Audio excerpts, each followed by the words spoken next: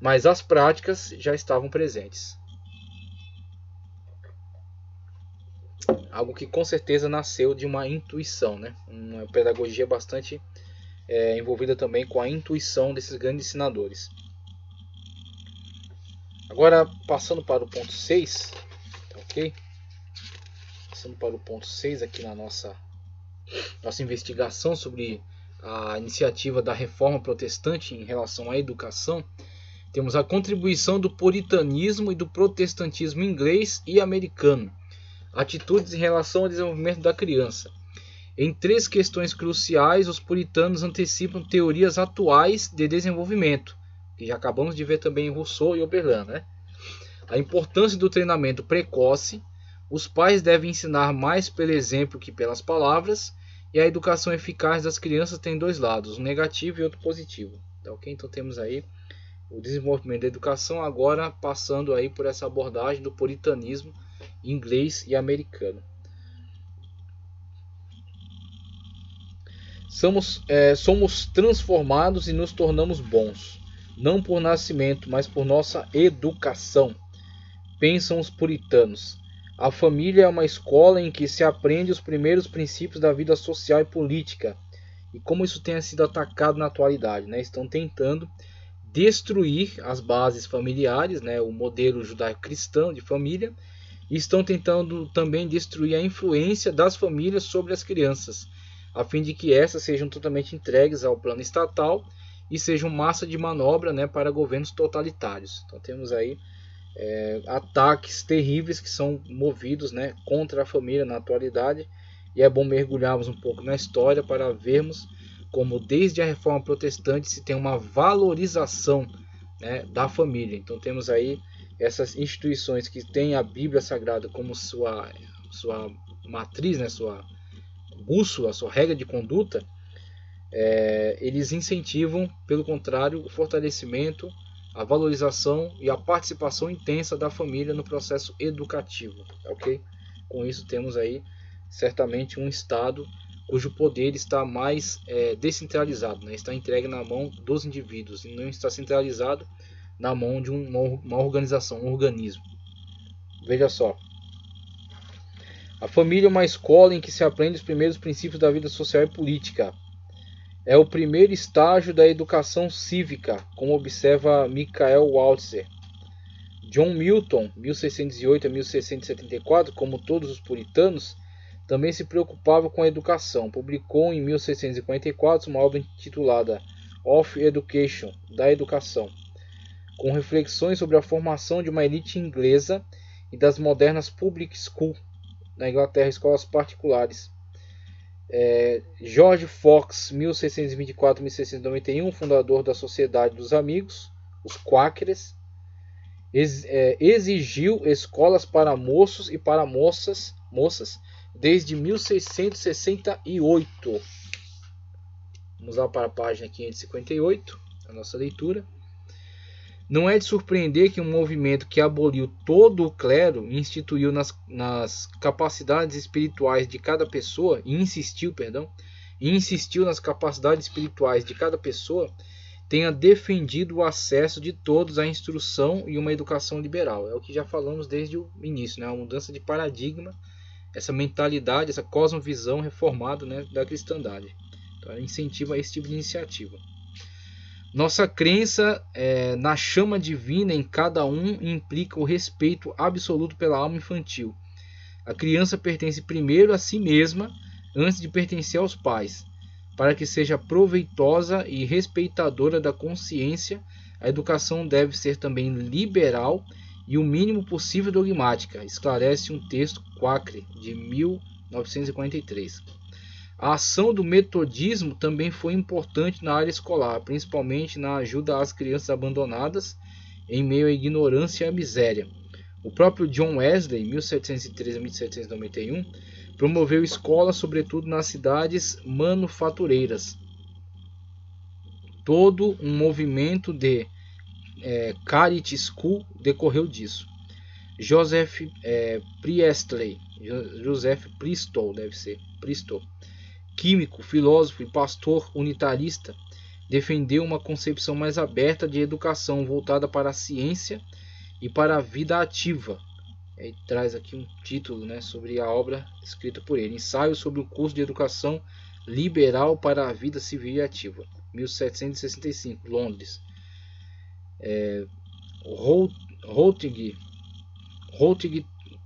Routgeb-Toymes, 1996.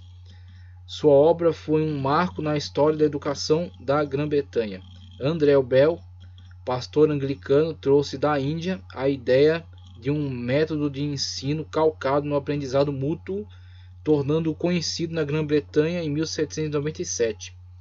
Em 1811, foi oficialmente encarregado de organizar escolas anglicanas de acordo com esse método. O pedagogo inglês Joseph Lancaster, 1771 a 1838, Quakere também aplicou esse método de aprendizado mútuo, que consistia no ensino de alunos pelos próprios alunos. Agora veja só como isso é revolucionário, né? Veja só que ideia revolucionária que eles começaram a implementar aqui no ensino britânico, através de uma seleção dos melhores que se tornavam monitores. Originou um amplo movimento em prol da educação popular. São sobretudo protestantes que adaptariam o método na França. O procedimento foi criticado vigorosamente por clérigos por romper os limites das hierarquias sociais. Veja aí, aqueles que tentam ainda sustentar essas barreiras hierárquicas, né?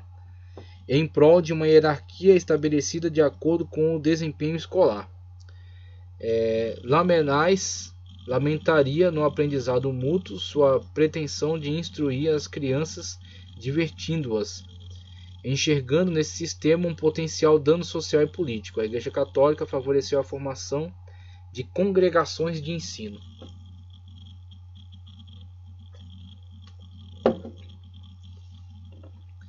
No final do século XVIII e durante o século XIX, na Grã-Bretanha, as Sunday School passaram a oferecer o ensino religioso aos domingos, veja as escolas dominicais, contribuindo amplamente para a alfabetização da classe operária e promovendo o gosto pela leitura.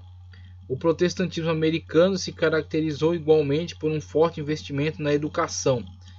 Os colégios se multiplicaram na mesma velocidade que as igrejas locais. Essa união entre o ensino e a piedade se manifestou sobretudo pelo aumento no número de estabelecimentos escolares metodistas e batistas. Os puritanos, que tinham horror à ignorância e ao mal com a mesma intensidade, demonstraram de várias maneiras a prioridade dada à educação. Como testemunha esse texto da área do direito em Massachusetts, 1947. É um dos grandes projetos de Satanás, esse velho ardiloso, proibir aos homens o conhecimento das Escrituras, para que o saber não seja sepultado nos túmulos de nossos antepassados. Com a ajuda do Senhor, a Assembleia Geral ordena que todo burgo sob essa jurisdição, quando Deus o tiver ampliado até que conte com 50 chefes de família, designará a partir de então um morador para ensinar todas as crianças sob sua guarda a ler e a escrever, sendo pago pelos pais e pelos professores das crianças, ou ainda pela comunidade em geral. E que em toda a cidade que contar com 100 famílias ou chefes de família seja instituída uma escola de gramática cujos professores sejam capazes de ensinar as crianças para sua admissão na universidade. Veja aí, grandes iniciativas tomadas em território americano que partiram de organizações religiosas com a preocupação do ensino universal. Resultado, o país economicamente, né, mais forte do mundo e as maiores instituições de ensino que estão em seu território. Resultado de aquilo que foi semeado em épocas remotas na história, né? O apreço, o valor, a valorização do conhecimento. Os professores puritanos que ensinavam crianças utilizavam um livro chamado Hornbook, que continha o alfabeto, os 10 números e o Pai Nosso. Na colônia de New Haven, fundada em 1638, a escolaridade obrigatória proclamada a partir de 1656. E a primeira escola pública para moças é aberta em 1651. A universidade seria fundada em 1715 com o nome de seu primeiro benemérito, Yale. Logo os puritanos sentiriam necessidade de uma universidade, como explica um panfleto anônimo de 1643. Depois que Deus nos conduziu sãos e salvos até a Nova Inglaterra, construímos nossas casas, guardamos provisões para enfrentar a necessidade da vida, levantamos edificações para adorar a Deus e organizamos um governo civil. Uma das coisas que desejamos e buscamos foi o avanço do saber e sua perpetuação, pois temíamos que a igreja fosse deixar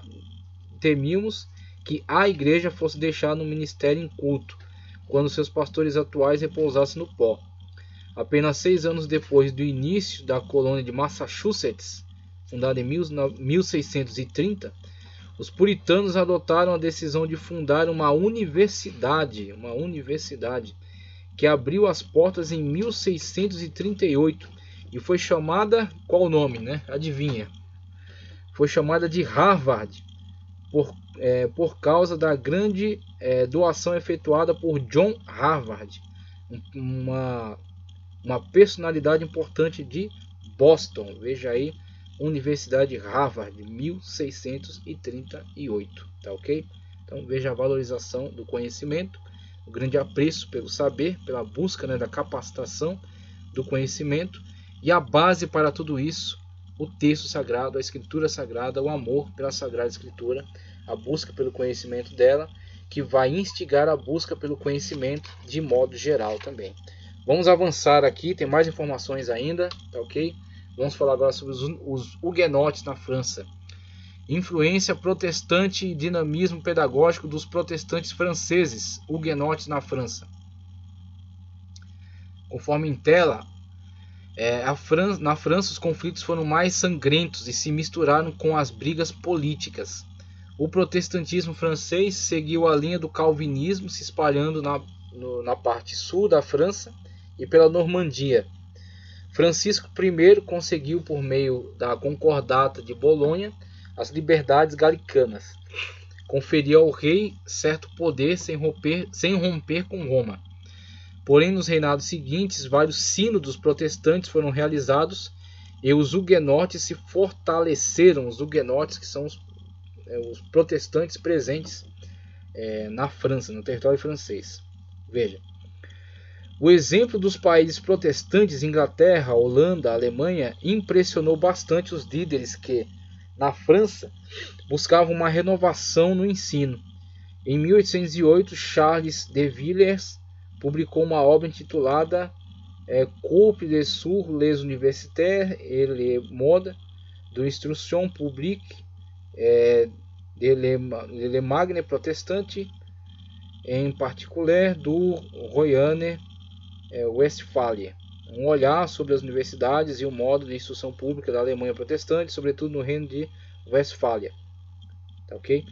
Nesse livro, ao perceber a abundância de escolas primárias e o valor dos professores de crianças, Villiers observou que a ausência de todo tipo de sectarismo filosófico ou religioso não priva o ensino de seu caráter moral.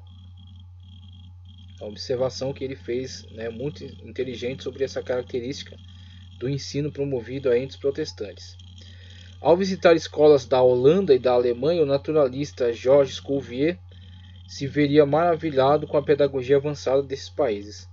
Em 1811, o protestante François Guizot, 1787-1874, ministro da Instrução Pública de 1833 a 1839, fundou os Annales de la Education, Anais da Educação, que divulgaram na França os métodos educativos protestantes, tanto suíços quanto germânicos. Guizot se inspirou principalmente nas concepções pedagógicas de Madame Necker de Saussure, prima de Madame de Staël, que publicou uma obra intitulada La Education Progressive ou Attitude de Curso da Vie, Educação Progressiva ou Estudo do Curso da Vida, 1828-1838, em 2 volumes.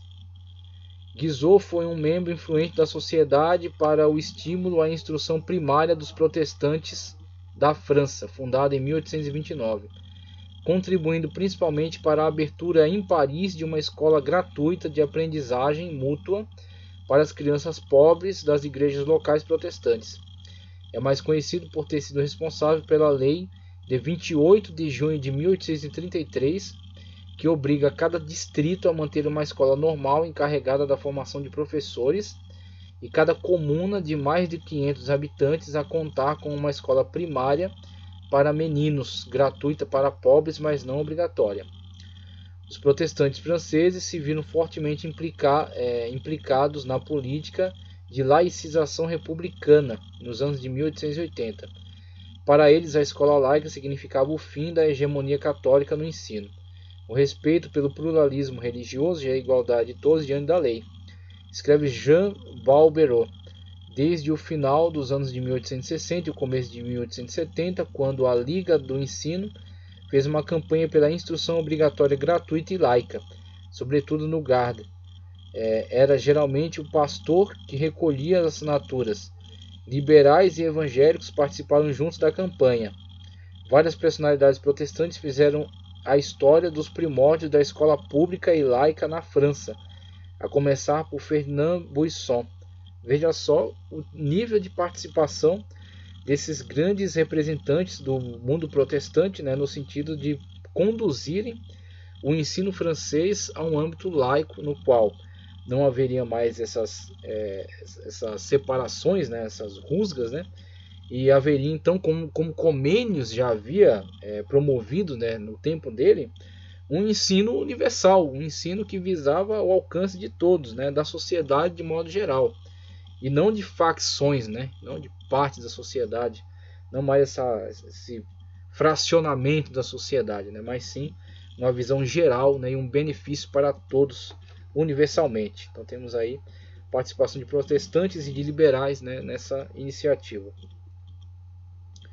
Com o Dictionnaire de Pédagogie et d'Instruction Primaire, Dicionário de Pedagogia e Instrução Primária, publicado sob os seus cuidados em 1878 e 87, e a Direção do Ensino Primário, de sua responsabilidade de 1879 a 96, o protestante liberal Ferdinand Buisson, também colaborador de Jules Ferry, 1832 a 1893, exercia grande influência em várias gerações de professores. Inspetora-geral encarregada das escolas maternais, criadas em 1881, adepta da educação progressiva de Pauline Kergonard, se oporia ao fato de crianças com menos de 7 anos aprenderem a ler, contribuindo para o desenvolvimento de uma pedagogia nova, adaptada à primeira infância, né? Agora um desenvolvimento, um aprimoramento da pedagogia, né? Na visão francesa, né? Uma pedagogia adaptada aos níveis de desenvolvimento da criança. Félix Pécaud, ex-pastor liberal, e Madame Jules Favre, filha de pastor, coordenariam o ensino de moças nas escolas normais superiores de Fontenay-aux-Roses e de Sèvres, no ensino laico feminino. A presença protestante seria, aliás, bastante forte no final do século XIX. De acordo com François Maillet, por volta de 10% dos professores de escola secundária e talvez 25% de diretoras. Em 1871 foi fundada em Paris a Escola Alsaciana, um estabelecimento protestante que alcançou renome pela excelência do ensino e pelas inovações pedagógicas. Inúmeras personalidades estudaram no local, como André Gide, Théodore Monod e Marc Boiler, tendo entre seus professores Edmond Vermand. Perto de Luxemburgo, Rua Notre-Dame-des-Champs, ergue-se orgulhosamente a Escola Alsaciana. Seus edifícios de tijolo vermelho, concebidos pelo arquiteto Émile Auburtin de Metz, que recebeu uma segunda medalha no Salão de 1883, e seus ginásios são modelos do gênero, e principalmente sua pedagogia. O historiador da escola, Georges Eckard, que foi também diretor por mais de 30 anos, apresenta com essas palavras as razões que levaram à criação do estabelecimento. Em 1870, a derrota, toda a Europa repete que os verdadeiros vencedores não são os soldados prussianos, mas seus professores. Em 1871, a escola alsaciana é fundada em Paris por um grupo de homens decididos a implodir os métodos pedagógicos que acabavam de declarar falência. Esse grupo é dominado pela personalidade de Friedrich Rieder, nascido em Estrasburgo, ex-aluno do ginásio da cidade, filho de pastor. Ao abandonar a carreira pastoral, deixa eu localizar aqui. Ao abandonar a carreira pastoral, Rieder prefere entrar para a escola normal superior. A leitura de Comênios é para ele uma revelação. Res noverba, humanismo e realismo, tais seriam as palavras-chave de sua pedagogia. Ao mesmo tempo, pais de família alsacianos em Paris confiam a formação de seus filhos a um professor de sua região de origem. F. Brainan, filho de professor e autor de artigos pedagógicos. Logo o grupo se expande e é criada uma sociedade anônima da escola alsaciana, comportando uma maioria de alsacianos, Wutz, Friedel, Mater, Zuber, Kochmann e o banqueiro Vernes, mas estão presentes ali também personalidades parisienses, Gruner, inspetor-geral de Minas, que assume a presidência da sociedade em 1874, membros da família Monod, Philippe de Clermont e grandes editores como Hachette. De fato, a Alsácia se mostrava pragmática em matéria de educação, o que a colocaria na liderança do ensino profissional do país. Além disso, sob a influência da Alemanha, havia sido cultivado por muito tempo na região o hábito da reflexão sobre métodos pedagógicos, uma reflexão que gerou a crítica dos métodos de ensino praticados na França, herdados do antigo regime e considerados formalistas por Saint-Gelais. Em suma, esse ensino era reprovado por ter sido imposto unilateralmente a todos os alunos, pouco importando suas inclinações, o que os tornava despreparados para o que se chamaria hoje a entrada na vida ativa. Acusa-se, sobretudo, a onisciência do latim e do grego. Além do latim e do grego, questiona Saint-Gelais, em 1884, não seria bom que o francês conquistasse seu espaço? Não seria bom dar um espaço maior, bem maior, às línguas vivas, principalmente ao alemão? E as ciências matemáticas e as ciências experimentais não tinham destaque algum até então no ensino clássico. No entanto, além de seu valor prático e social, são de grande utilidade para a conquista dos hábitos de ordem e método, para acostumar desde cedo as crianças a discutirem consigo mesmas e chegar à prova daquilo que elas devem aceitar como verdadeiro. Então veja-se aí a autonomia sendo desenvolvida, com a discussão e decisões que as crianças começam a aprender a tomar. Acrescentem-se a isso a história e a geografia. Para a geografia, então tudo estava para ser criado. A geografia é uma nova ciência. Mas onde encontrar tempo para estudar todas as novidades? Os fundadores da escola alsaciana, com sua persistente coragem, mas também com sua sábia prudência, suprimiram os exercícios de luxo que tomavam boa parte do tempo dos estudantes, versos latinos e o tema da elegância e dos discursos latinos. Conforme explica Saint-Gelais, o latim não é rejeitado. A escola alsaciana só começa o estudo desse idioma na sexta série, quando as crianças já possuem uma sólida formação de base adequada para abordar os estudos clássicos propriamente ditos. Vou ler até aqui e vou passar para o próximo ponto já. Já conseguimos perceber que essa escola alsaciana, essa influência huguenote no território francês, de fato promoveu um grande avanço em uma iniciativa muito pioneira no sentido de focar a aprendizagem mais naquilo que é prático, esse certo dose de pragmatismo, e naquilo que está mais em acordo com as necessidades atuais, que está de acordo com a atualidade daqueles que estão estudando, não somente o estudo daquilo que é clássico, o estudo daquilo que na verdade confere um tanto de elegância, mas de estudo daquilo que confere mesmo habilidades, né, capacidades, né, para que as pessoas possam de fato atuar de uma maneira bem mais importante, né, bem mais significativa na sociedade. Características então, né, dessa influência huguenote, dessa escola alsaciana. Veja, a obra missionária e a educação. Já